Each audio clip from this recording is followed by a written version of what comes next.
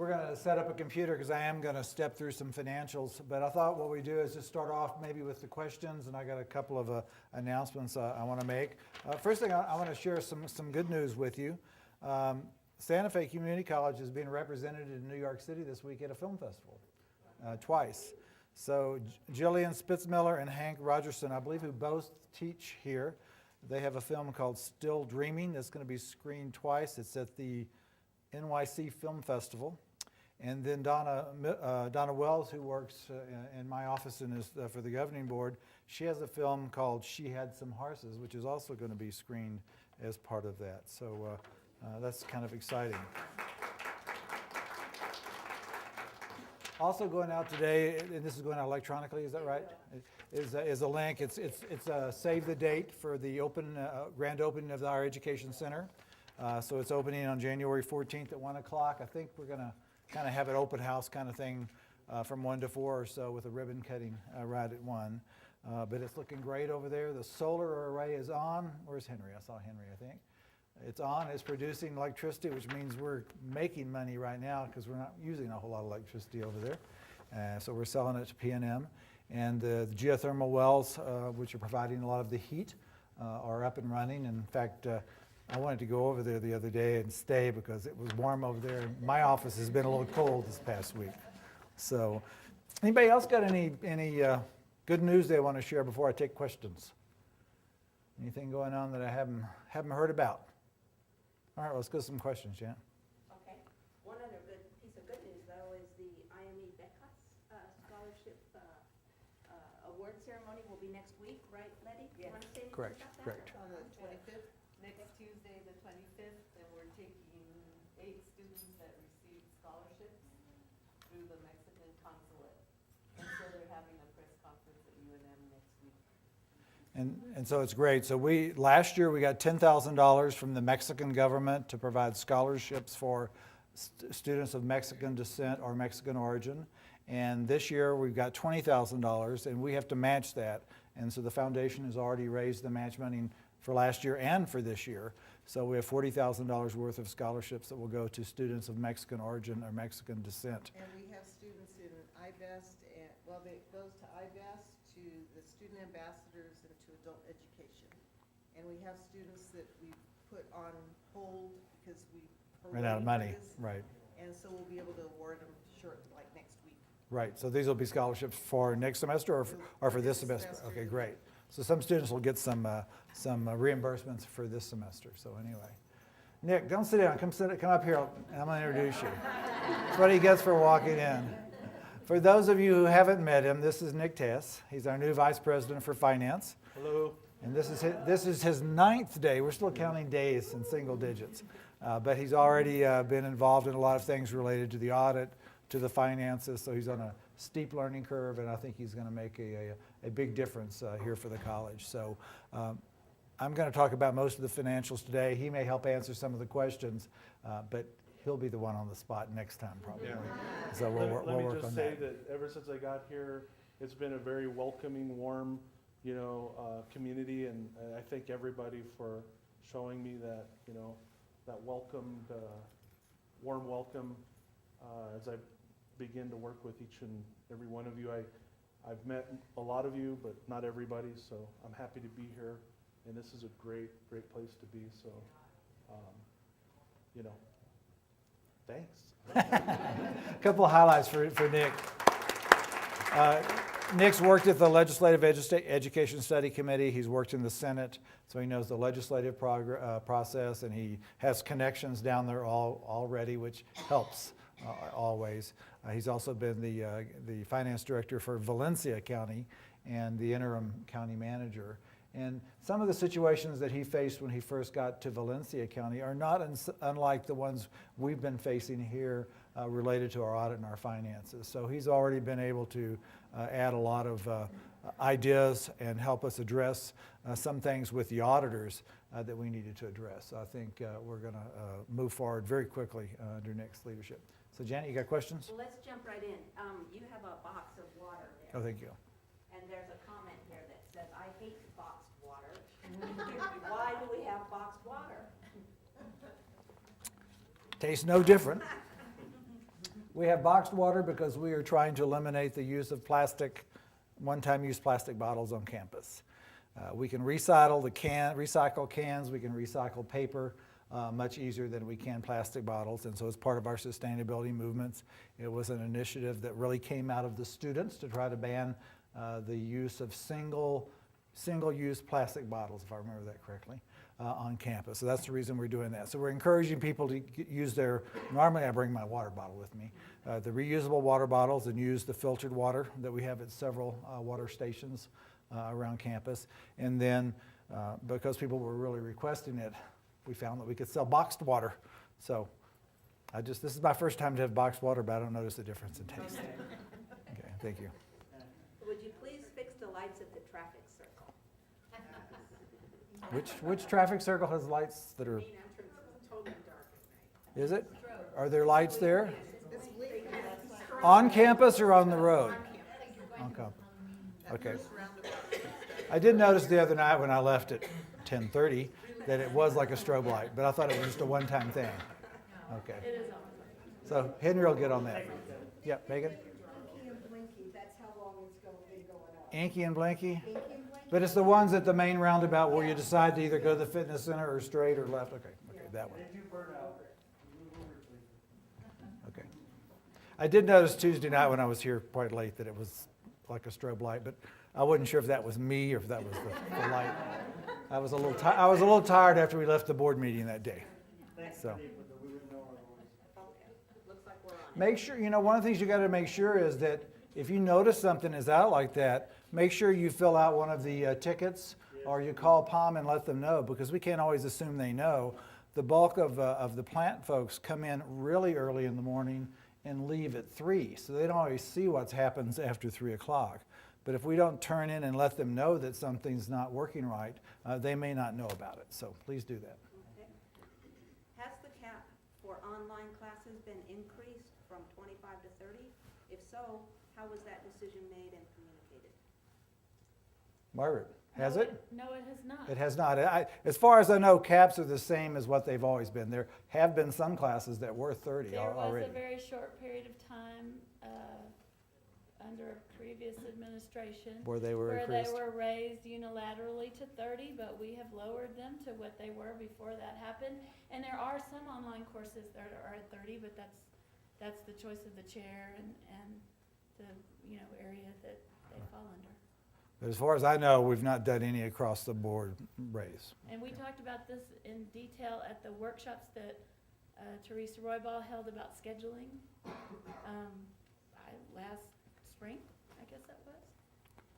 Julie, I forget, she prefers the floor. Okay, all right. Okay.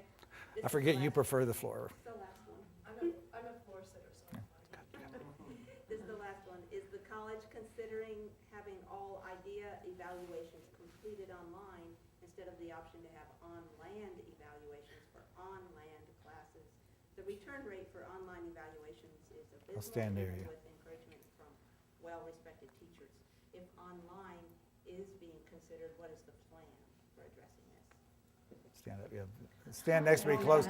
I'm giving you my microphones. So. Yeah, yes, online is being considered. The goal really is to get them all online eventually. We need a plan. We don't have a specific plan that I can share with you today for how that's going to happen effectively. But Yash's office, my office are working together to try and figure out what that will be.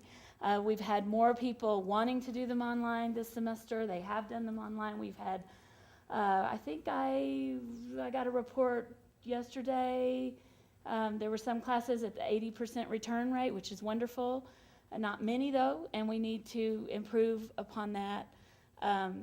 But the ultimate goal is to get them all online because the paper process, as you know, is incredibly labor-intensive and difficult. And more expensive for us. Yes. So if we can get it done online, we actually save money. Okay. That it? That's all the written questions. Okay. There might be some others from the audience. You got it, okay. I'm gonna do the one that's called financial, Okay. October financials. You see when it says October? You'll There just it have to give me a cue to change slides because we don't have the. Yeah. And it's an Excel spreadsheet, not a, there we go. Okay, so what I'm going to do is I'm going to step through not every page of the financials. I know some of you that are in here are on the board finance committee, the extended board finance committee. Just want to remind everybody, we have a board finance committee, which is Chair Linda Siegel and board member Secretary Kathy Keith. We meet at least monthly to talk about financial issues.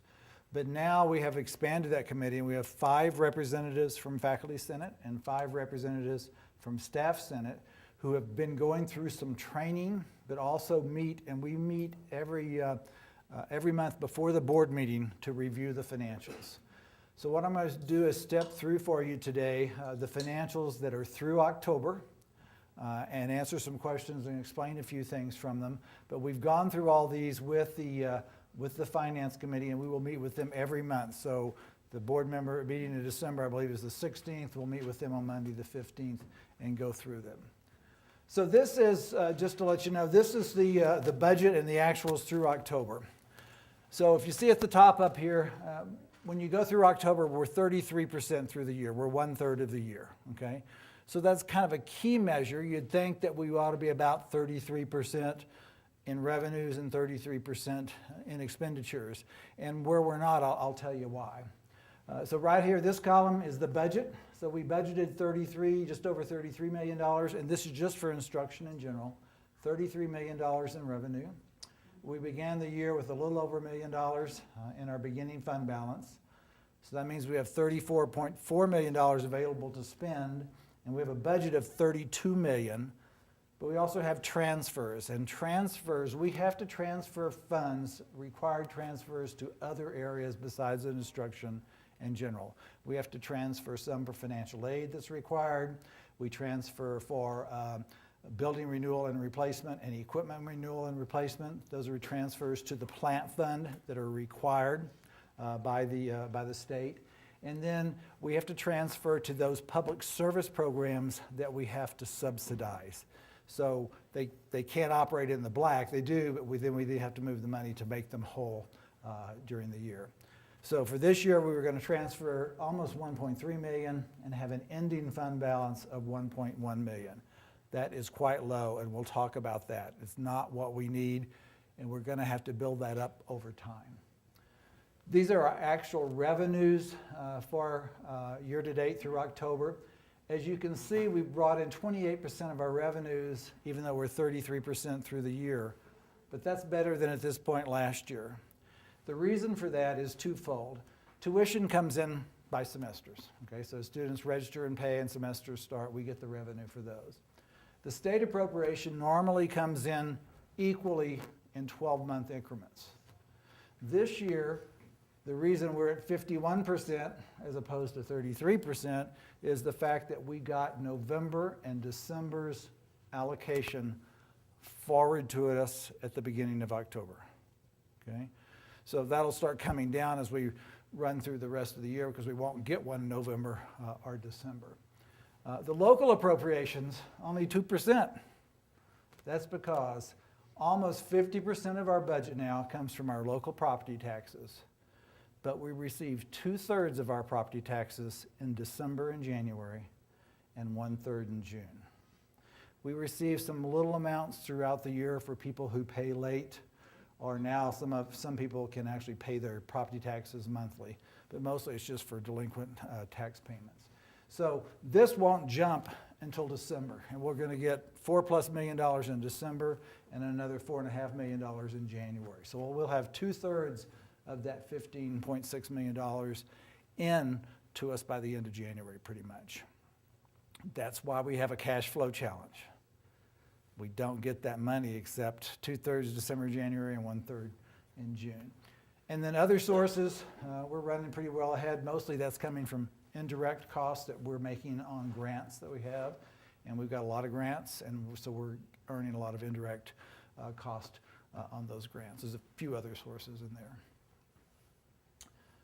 Our beginning balance, which is going to change once our audit is finalized. We have gone through our regular audit for the year ending to June 30th. We know what the findings are. I cannot talk about them at this point in time. It's been turned in that we've had an exit interview with our board. It's been turned into the state auditor. It won't be revealed until the state auditor has reviewed it.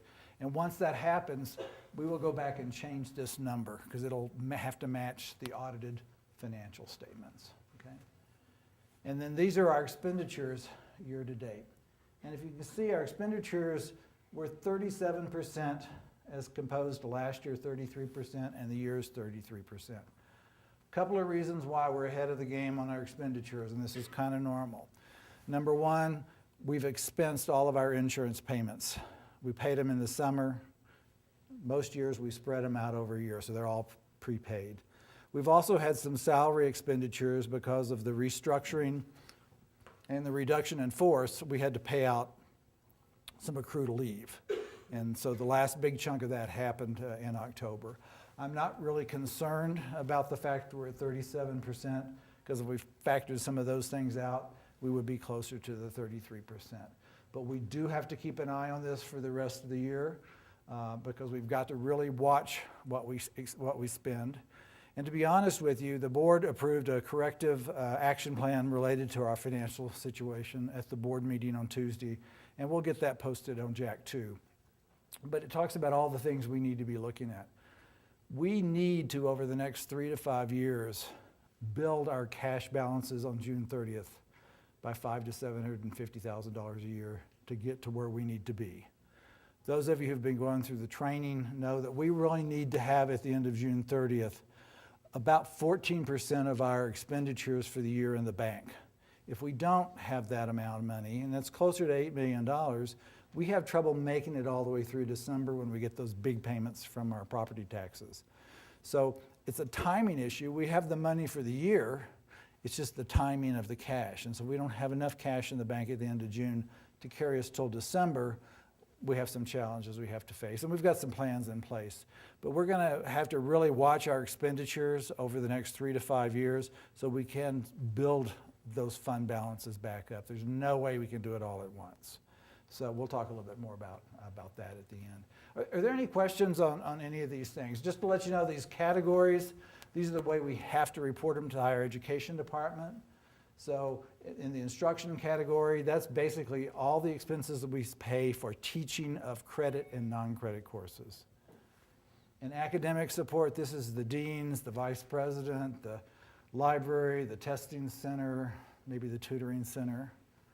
Student services is welcome and advising center. It's Center for Academic Transitions, disability services, student development. There's a variety of things in there. Institutional support is not only the president's office, but it's the board expenditures, but it's also our executive expenditures, which includes insurance, legal fees, audit fees, and a variety of things. And there's financial services is in there, and so forth. And then plant and operation maintenance. This is the operating costs for the college. So this is the salaries of all the people that work in plant operations and maintenance, as well as all the utility costs, because they flew through there, and a lot of our insurance costs are there. The other plant expenditures related to remodeling and those kind of improvement processes come out of the plant fund, and you're going to see that on another page. Those areas that we call internal services, which includes IT, general services, motor pool, telephone, copy center, maybe one more, they all get allocated, and so they end up in each of these categories, even though they're tracked separately over time. Okay. So any questions on this page? Sheila? This is really just curiosity. Where do legal settlements get recorded, particularly if they're not disclosed? Or is that under institutional support? It depends on where the person worked and how long it's been since they worked here. In some cases, it comes out of institutional support. Some cases it comes out of the area where they worked, and whichever category that fits in. I'm thinking, for example, of the previous president and the settlement to her. It showed up as institutional support. It's within that figure. Correct. Okay. Right. But it was last year that it happened. Oh, so it's not in It's this not, one. no, there are no expenditures for settlements in this year's budgets so far. Interesting, yeah. Okay? Okay. I got to go back and check. Some of that expenditure may have just come out of reserves in a special category. I'll have to go check No, on I'm that. just curious, because, you know, there's so much, there's always talk and gossip about why we're short on money, and it, you know, and it's helpful to see how it's broken down, so there's an understanding of when things were paid and from what funds it came and from what funds are not affected and not touched, So you know? I've never talked about, but I can now, the settlement with the previous president. Yeah, Settled for $500,000. Of that, $137,500 was paid for by the insurance company. The rest of it was paid for by the college. There was a portion of that that was paid as salary for back wages, and the portion of it that was paid as a settlement. So I know in the case of the salary portion, it got charged to institutional support last year. I'd have to go check to see where the balance of it went. But that's public knowledge now. It's finally made it to the paper and can be released. We have had a confidentiality agreement for 6 months. Okay. But that all happened in last year's budget. And although that did contribute to our financial shortfall at the end of June 30th, it was a very small piece of it. Okay. Any other questions or comments? Okay, let's go to the next one. Got to remember what the next one is. Just go to the next tab. See, you don't have to go there. I'm just going to show you what we show to the board every month. This is a graph. We're looking at, this is the 2-year average of ING revenues, the red line. The blue line is where are we this year. One of the reasons we're ahead this year is because we got the accelerated payments from the state. So that'll go back towards that red line as we move further into the year. And the next one. And this is just a pictorial look. This is our expenses. So these are ING expenditures. The percentages we had spent by month over the last 2 years is the average. And that's where we are this year, and we're running slightly ahead of the 2-year average for the reasons I talked about. So this is our public service areas, and our public service areas include the conference center, kids campus, planetarium, public access TV, a radio tower, and then we have our pool charges. Those pool charges are those internal service charges I talked about from OIT, copy service, telephone, and all those kind of things. So they get allocated to each of those. So you can see year to date, the conference center is making money. Thank you, Fran. Kids campus, we subsidize. We've always subsidized it.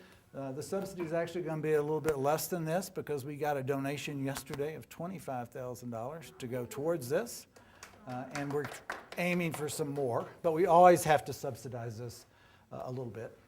The planetarium, one of the reasons that we decided to close it down for the time being is that it's always been something we've had to subsidize. And so that is the expenses that we have paid through October to keep it open because it didn't close till the beginning of October.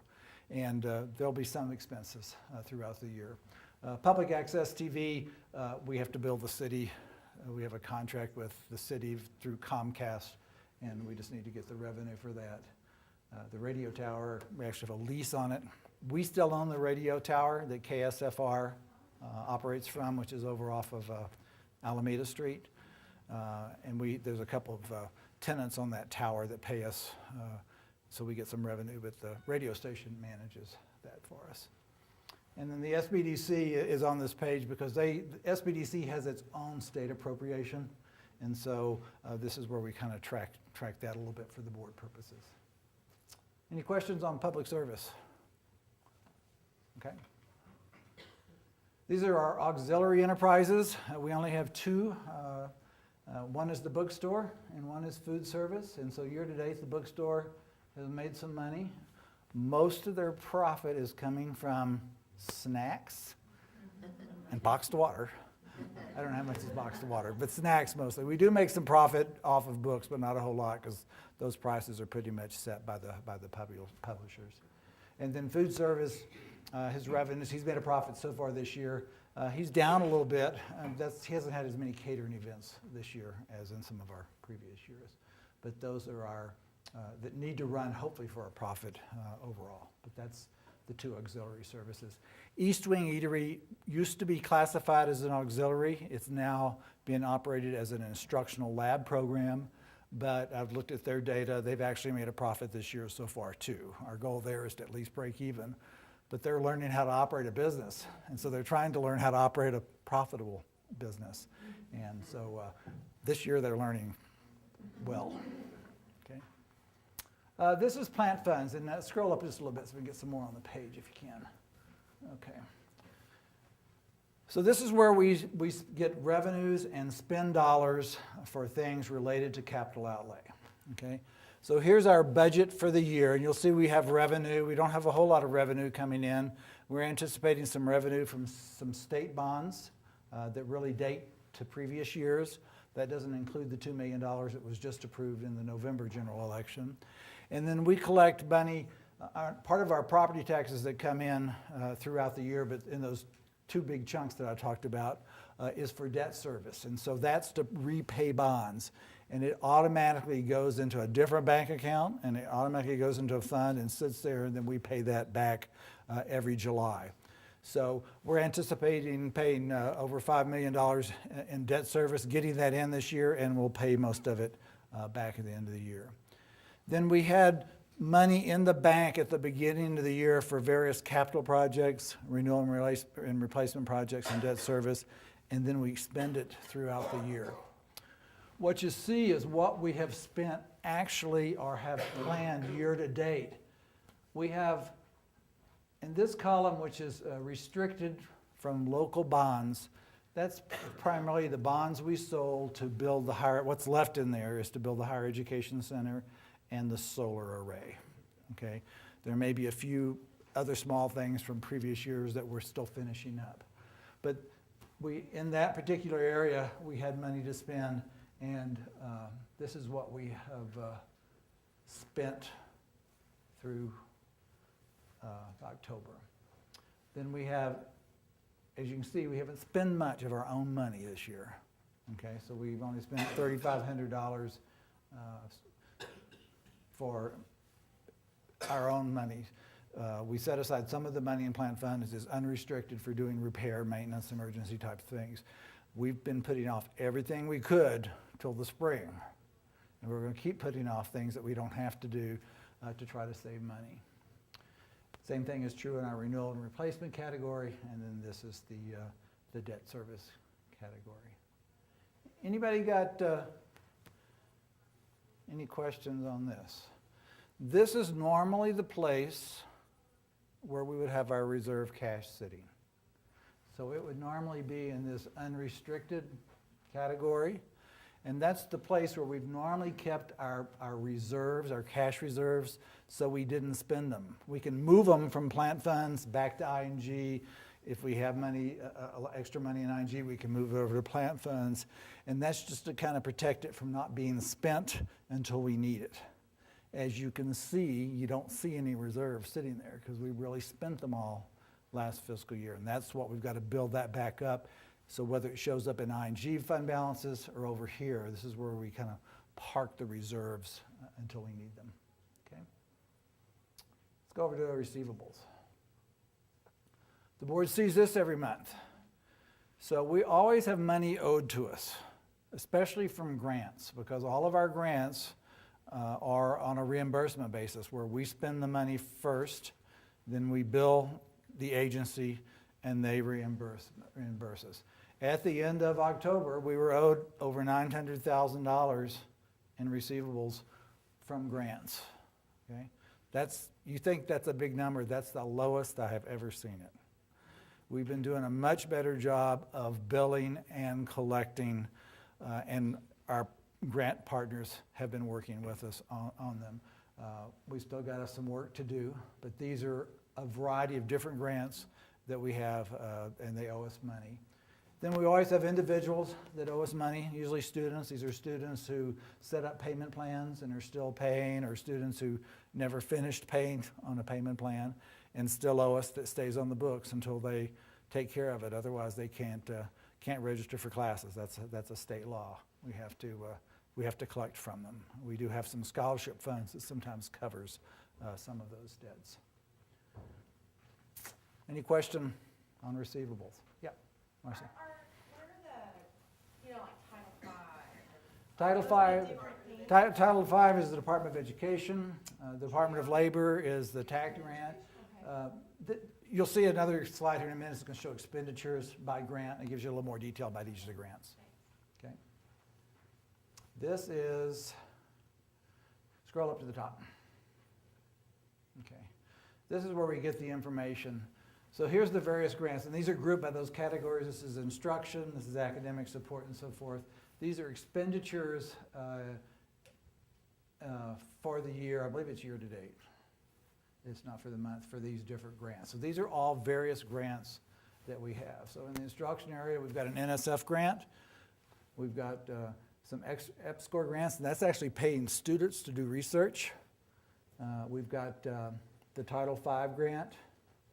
We've got the TESOL grant, which is for education, the Perkins reallocation, and a Perkins regular. We get money from the State Department of Education for equipment for vocational programs. We've got a small grant from New Mexico Tech related to STEM. And you can see all those that are on there with a little description. If you keep scrolling down, then there's grants that are in the academic support area. There's grants that are in student services area. There's even some down here in the public service area because the SBDC program and the PTAP, the Procurement Technical Assistance Program, are both federal grants for part of it, and the part of it is a state appropriation. And then we get funds from the foundation for some programs as well as scholarships. Okay. Any questions on that? So that's pretty much what we present to the board every month. We're going to be adding another couple of sheets here in the near future so that instead of seeing expenditures just by instruction or academic support or student support, we're actually going to see expenditures by some broad categories like compensation, supplies and expense, and equipment. And we'll be able to compare that not only to the budget, but to the previous year, because we want to be able to see where those trends going. But over 75% of our institutional budget goes to salaries and fringe benefits. Okay, so that's why we have trouble balancing the budget. Let's go to the other document that I want to do. I think it's called Randy's cash flow. First one, yeah. Now, see if you can make this a little bigger, you know, that plus sign. Okay, let's start there. And we're going to have to scroll around a little bit. This is where Amy and a variety of people are helping us track our cash flow situation. Okay? We have revenues that we earn, but we don't always get the cash. We have expenses that we owe, but we don't always pay out the cash. So we're having to track on a daily, and we really meet it several times a week to review the cash flow status. But if you can do this, let me talk a minute. Let's scroll our costs. You're going to see we have actuals up through October, right? Right, Amy? Okay, through October. But you're going to see, where does money come from? From tuition and fees, other sources. We've got deposits, got the state appropriation, our local appropriation. We got money from the foundation. Keep on going to the right. And then where does money go? Okay. Well, we have to pay our students. We get financial aid disbursements in. We got to disperse them back out. Okay. We have payroll. We have payroll. We broke it down into different categories. We got vendor payments. So this is where we pay all those people we buy services or products from. And then we have grant agencies. This is our ending cash balance. This is just on the ING side of the house. You'll see we start getting pretty low right in here. And I want to remind everybody, every payroll is $1 million to $1.2 million of cash. Okay? But we have worked really hard. We got the accelerated payment from the state for November and December and early October. And we have received approval to get one more month accelerated from next year to this year. And that's coming in next week. And that's going to guarantee that we have the money to make payroll not only on November 28th, which we did have enough for, December 12th was going to be a challenge for us. So we're not making very many vendor payments. You'll see that we're only making about $300,000 in vendor payments in November. Okay? We've worked out deals with lots of our partners to wait until December, late December. Number one priority, and I've said this before, is disbursements to students. If they get financial aid disbursements or if we cancel a class on them, we've got to pay them back. Then comes payroll. And then comes vendors. And in those vendors, we have different classifications. There's some vendors that can't work with us. We have to have food to sell in the food areas. We've got to have food for the kids' campus. So there are some vendors that we've had to pay even if they can't work with us. Some major vendors, and I've said this before too, and I'm not going to name names, are working well with us and saying, we're fine, pay us at late December when you got the cash. Okay? We're going to get caught up on all our vendor payments by the end of January, because we're going to get these two big chunks from the county in December and January. We're going to get caught up. But if you keep scrolling on down, we're going to end the year with about $4.2 million in the bank. That's really not enough to carry us all the way to December, but that's a heck of a lot better than last year. Okay? So we're going to try everything we can for the rest of this year to really watch our expenditures. So we can't just go spend everything that we didn't spend in January. We need to spend on things that we only really have to have. We're going to be looking at opportunities to save because my number one goal for next year is to restore salaries. Okay? But in order to restore salaries, we've got to have enough in the bank at the end of this year, as well as money coming in next year from the state and a variety of sources. And right now those are looking fairly good, that we may get some little increases there. But the more we can save between now and the end of June on buying things, the more money we have available to restore salaries next July 1st, or even increase them in case there's some more money. I think right now the best hope is that we can just restore all the salaries, but we'll see how it goes then. So I'm going to challenge all of you, don't spend money unless you absolutely have to. If you need it for a class, if you need it for events, we have to spend money in grants because we have to spend the grants or we lose them. Okay? And in some cases, some of our grants require we spend matching dollars to get those dollars. So now that we're coming into to January where we have enough cash, even some of those have held back. We'll start spending. But let's just really watch it. You know, think of it as being your own dollars at home. And let's be very conscientious of what we buy, when we buy it, and how we buy it. And that'll help us all end next June with enough cash that we can restore salaries and maybe even do a few new things. We may get some additional funding from the legislature for some things we've asked for, and that should help us out.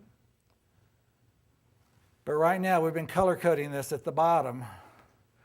Right now, if we can control our expenditures, we've gone back to being green on the ending cash balance, which is good.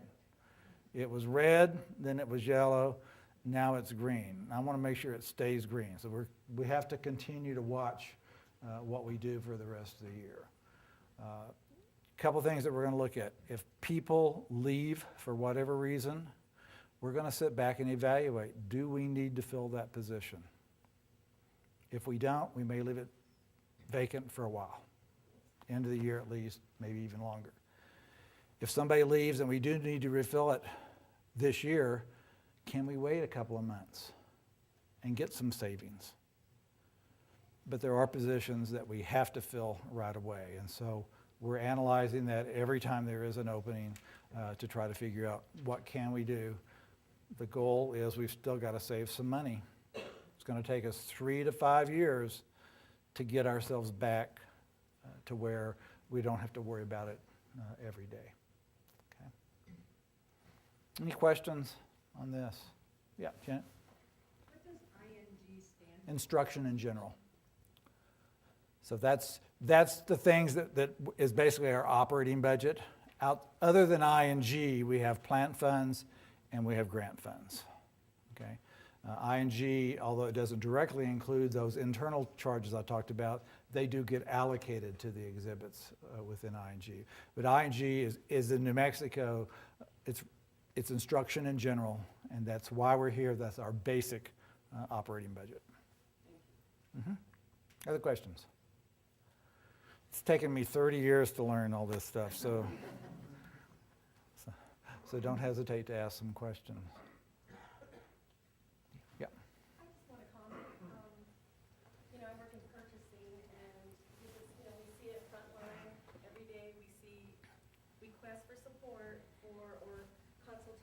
purchases. And we're doing the best we can to work with staff to say, you know, make sure you have your approvals, your appropriate approvals, you've done some, you know, research on quotes. We want to be able to back it up, make sure we're getting the best deal that we can possibly get for anything, and everything. So, we're doing the best we can, and I just wanted to put that in there. Thank you, Patty. We're in the purchasing area, there's some changes we're going to have to make. I'm just going to give you a little warning.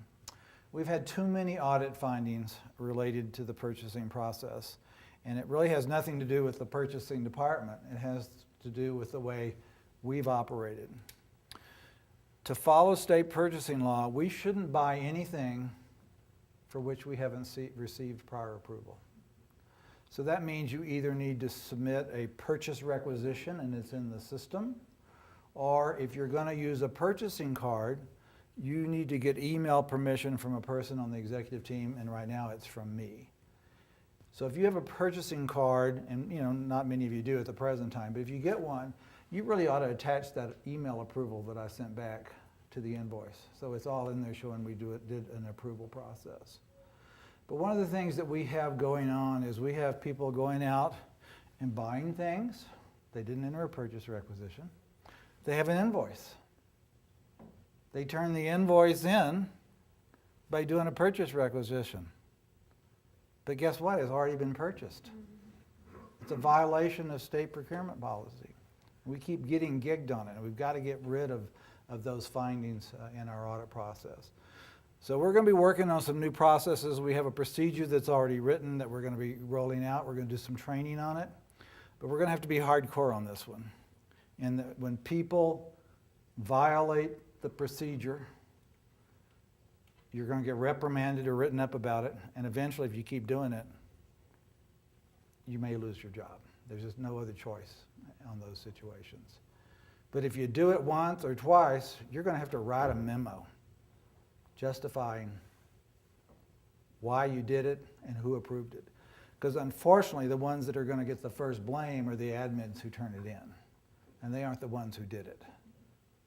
We've just got to control our expenditures. We've got to follow the law to do that. So that's a heads up warning that that's coming. We're going to have to change how we do it. We haven't been operating that way for the longest period of time, but we've really been out of compliance with the law. Okay?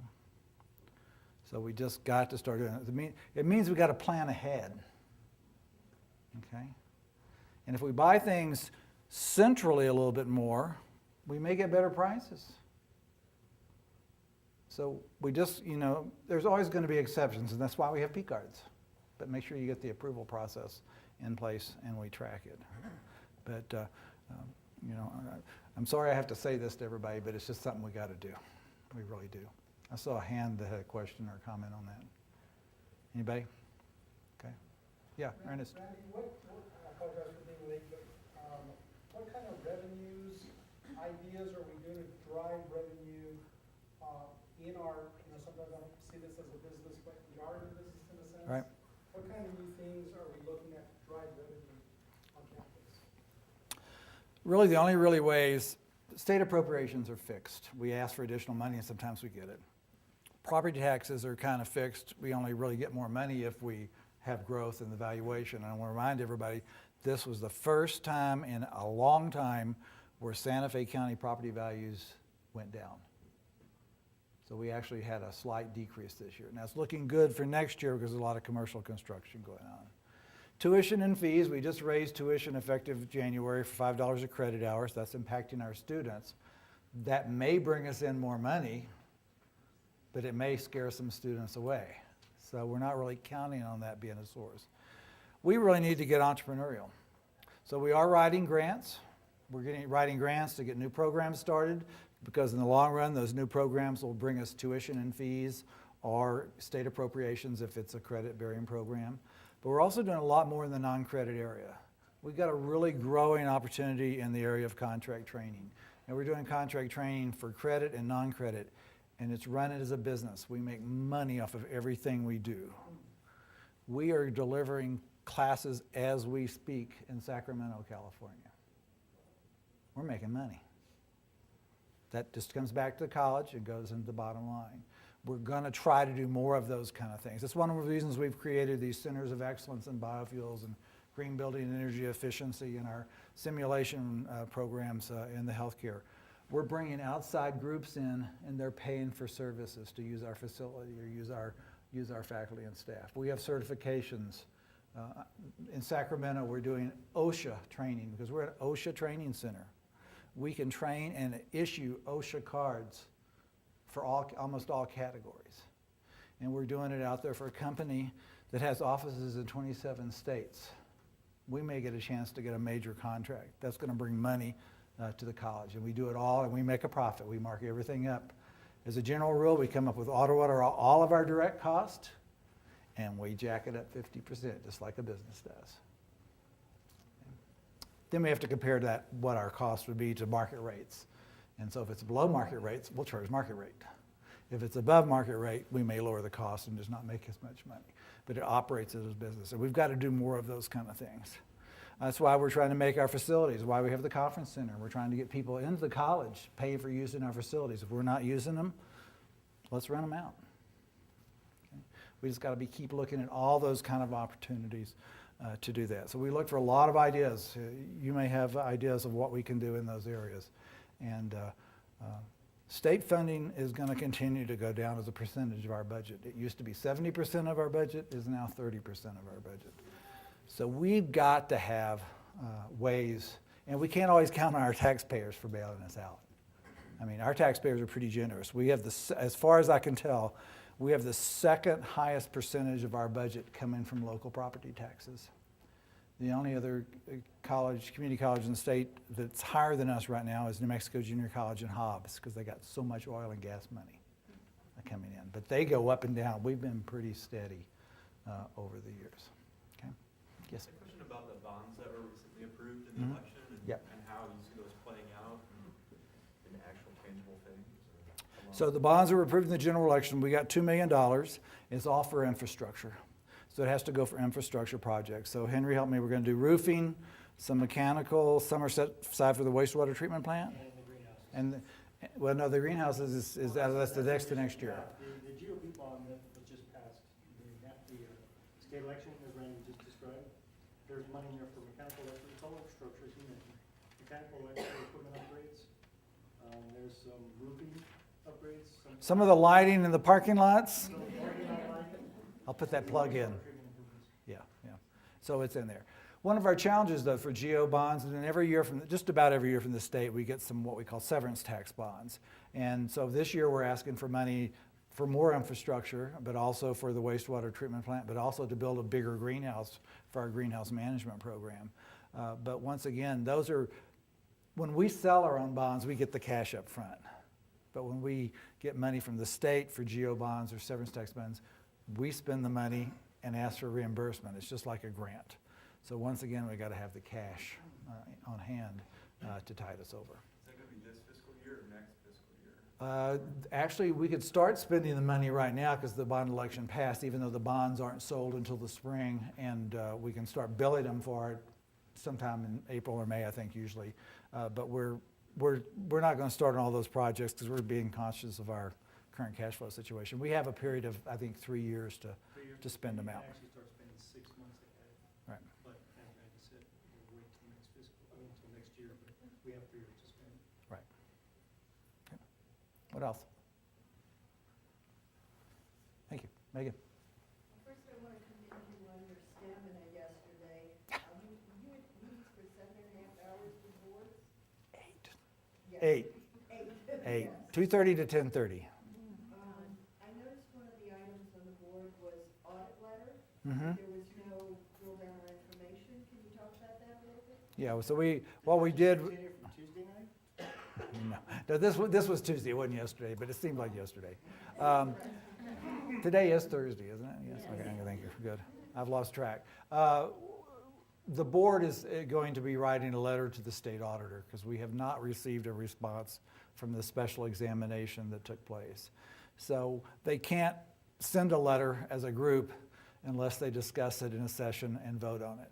So we have not received the feedback yet that can be released on either the special examination or the fiscal year 14 audit. However, I will say we now this week know what the findings are, and there's always findings, but they can't be released now until the state auditor approves it and publishes it on their website.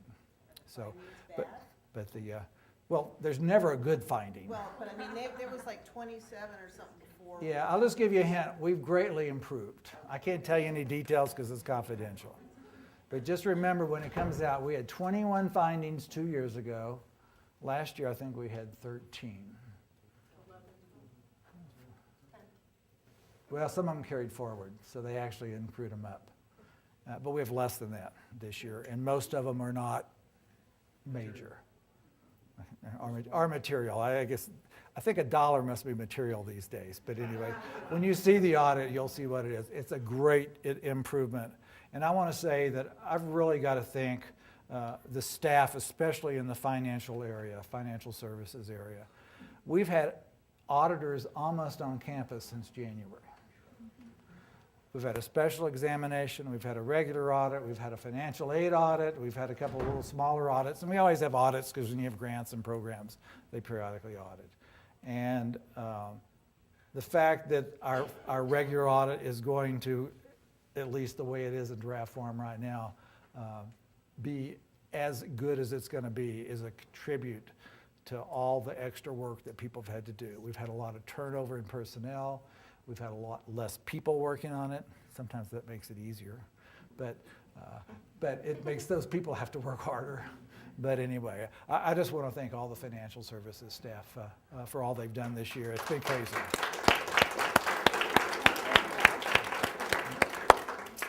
What else? Did this help to go through the financials today? So if this is the case, we'll try to do this after every board meeting, so we'll step through it, and maybe we'll go a little faster on some of them, but I want everybody to be aware of them. They are posted online, so you can look at them.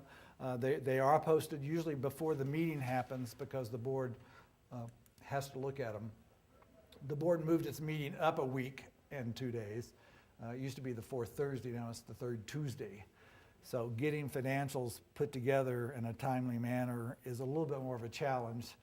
So we're trying to have them available for the board before the weekend. Everything else has to be to the board a week before the board meeting so they have a chance to review it. But they understand that they're probably going to get the financials for the weekend beforehand. So we'll get them posted out there. I'll post I'll make sure we get the corrective action plan that the board approved this week posted out there. And we'll get this version of the cash flow posted out there. This will get updated every month as we go through and have actuals, so we can see where we're going. We are under, just to let you know, we are under scrutiny. I don't know what the term really is. If I remember, I do know the term. We're under enhanced financial oversight by the Higher Education Department and the Department of Finance and Administration. So until things really improve and we can demonstrate we're back on track, we're meeting with them once a month. And so it's scheduled for the Thursday after each board meeting. And so we go through our financials, we go through our projections, we go through answering questions. We had a really good meeting today.